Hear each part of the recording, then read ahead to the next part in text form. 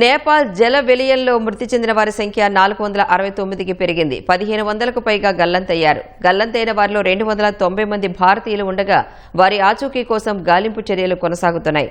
మరో 200 మంది భారతీయులు టిబెట్ భూభాగంలో చిక్కుకుపోగా తమను సురక్షిత ప్రాంతాలకు తరలించాలని వారు విజ్ఞప్తి చేస్తున్నారు. క్షణాల్లోనే పలు ప్రాంతాల రూపురేఖలు మార్చేసిన ఆకస్మిక వరదల కారణంగా నేపాల్ మరుభూమిని తలపిస్తోంది. మెరుపు వరదలు సృష్టించిన విలయంతో నేపాల్లో అనేక పట్టణాలు, గ్రామాలు నేలమట్టమయ్యాయి. ఇళ్లు, వంతెనలు కొట్టుకుపోయాయి. వరద, బురద ముంచెత్తడంతో నేపాల్లో 35 వంతెనలు, 45 సస్పెన్షన్ వంతెనలు, 40 కిలోమీటర్ల రోడ్లు దెబ్బతిన్నాయి. త్రిశూలి, దేవిఘాట్ జలవిద్యుత్ ప్రాజెక్టులు ధ్వంసమయ్యాయి. కాఠ్మాండూను ఇతర ప్రాంతాలతో కలిపే రహదారి తీవ్రంగా దెబ్బతింది. ఫలితంగా వాహన రాకపోకలు నిలిచిపోయాయి. దెబ్బతిన్న రోడ్లు, అడుగడుగునా పేరుకుపోయిన బురద, శిథిలాల వల్ల సహాయక చర్యలకు తీవ్ర ఆటంకం కలుగుతోంది.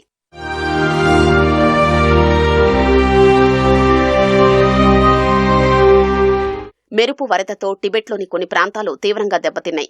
దెబ్బతిన్న ప్రాంతాల్ని చైనా ప్రధాని లీ కియాంగ్ సందర్శించారు. వరదల ధాటికి నేపాల్, టిబెట్ సరిహద్దుల్లో 1500 మందికి పైగా గల్లంతయ్యారు. గల్లంతైన వారిలో నేపాల్ సైనిక సిబ్బంది, నేపాల్ పోలీసులు, సాయుధ పోలీసు సిబ్బంది ఉన్నట్లు అధికారులు తెలిపారు. కొన్ని జలవిద్యుత్ ప్రాజెక్టులు, కస్టమ్స్ కార్యాలయాల్లో పనిచేస్తున్న 160 మంది జాడ తెలియటం లేదు. ఇప్పటి వరకు అత్యధికంగా చిత్వాన్ జిల్లాలో మృతదేహాల్ని వెలికితీశారు. రసువా, నువాకోట్, ధాడింగ్, గూర్ఖా, తనాహున్, నవల్పరాసి జిల్లాల్లో కూడా మరికొన్ని మృతదేహాల్ని స్వాధీనం చేసుకున్నారు. వేల కుటుంబాలు ఇళ్లను కోల్పోయామని, అందులో చాలా మంది గల్లంతయ్యారని నేపాల్ విదేశాంగ శాఖ మంత్రి సిసిర్ ఖనల్ తెలిపారు.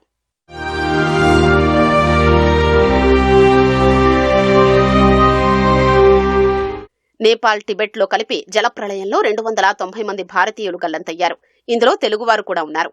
నేపాల్ వరదల్లో 53 మంది కేరళం వాసులు చిక్కుకున్నట్లు అధికారులు తెలిపారు. సామ్రాట్ ట్రావెల్స్ ద్వారా 37 మంది, ఫ్లై ఎవరెస్ట్ ట్రావెల్ సంస్థ ద్వారా 49 మంది తమిళనాడుకు చెందినవారు మానస సరోవర్ యాత్రకు వెళ్లారని, వారి ఆచూకీ తెలియడం లేదని విదేశీ వ్యవహారాల శాఖ అధికార ప్రతినిధి రణ్ధీర్ జయస్వాల్ తెలిపారు. కర్ణాటక నుంచి వెళ్లిన 13 మంది సమాచారం ఇంకా లభించలేదని ఆ రాష్ట్ర ప్రభుత్వం వెల్లడించింది. నేపాల్ వరదల్లో ఆంధ్రప్రదేశ్కు చెందిన 41 మంది చిక్కుకున్నట్లు అధికారులు గుర్తించారు. వీరిలో 34 మంది సురక్షితంగా ఉన్నారని, మరో 7గురి ఆచూకీ ఇంకా తెలియాల్సి ఉందని స్పష్టం చేశారు. నేపాల్లో తెలంగాణకు చెందిన 23 మంది చిక్కుకున్నట్లు ఆ రాష్ట్ర ప్రభుత్వం తెలిపింది.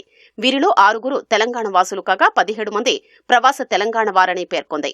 మరో 22 మంది ఆచూకీ కోసం ప్రయత్నిస్తున్నట్లు వెల్లడించింది. కైలాస్ మానస సరోవర్ యాత్రకు వెళ్లిన రంగారెడ్డి జిల్లాకు చెందిన ఒక వ్యక్తి సురక్షితంగా ఉన్నట్లు తెలిసిందని, ఆయన తన కుటుంబ సభ్యుల్ని కూడా సంప్రదించారని పేర్కొంది. మరో 200 మంది భారతీయులు టిబెట్ భూభాగంలో చిక్కుకుపోయారని విదేశాంగ శాఖ తెలిపింది. ఇప్పటిదాకా 84 మంది భారతీయుల్ని సురక్షిత ప్రదేశాలకు చేర్చామని తెలిపింది. ఇందులో త్రిశూల్ విద్యుత్ ప్రాజెక్టు 1 వద్ద పనిచేసే 63 మంది ఉద్యోగులు ఉన్నట్లు పేర్కొంది. తమిళనాడుకు చెందిన 21 మంది పర్యాటకులు ఉన్నట్లు తెలిపింది. 27 మంది విదేశీ పర్యాటకుల్ని సహాయక సిబ్బంది రక్షించగా వారిలో 11 మంది భారతీయులు ఉన్నారు. నేపాల్కు ఇప్పటి వరకు 47.5 టన్నుల అత్యవసర సామాగ్రిని భారత్ పంపింది. నేడు మరో విమానంలో సహాయక చర్యల కోసం అవసరమైన సామాగ్రిని పంపేందుకు ఏర్పాట్లు చేసినట్లు వాయుసేన వెల్లడించింది.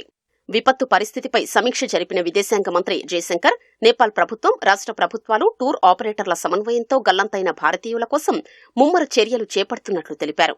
భారత్, నేపాల్ కలిసి 24 గంటలు పనిచేసే కంట్రోల్ రూమ్ను ఏర్పాటు చేశాయి.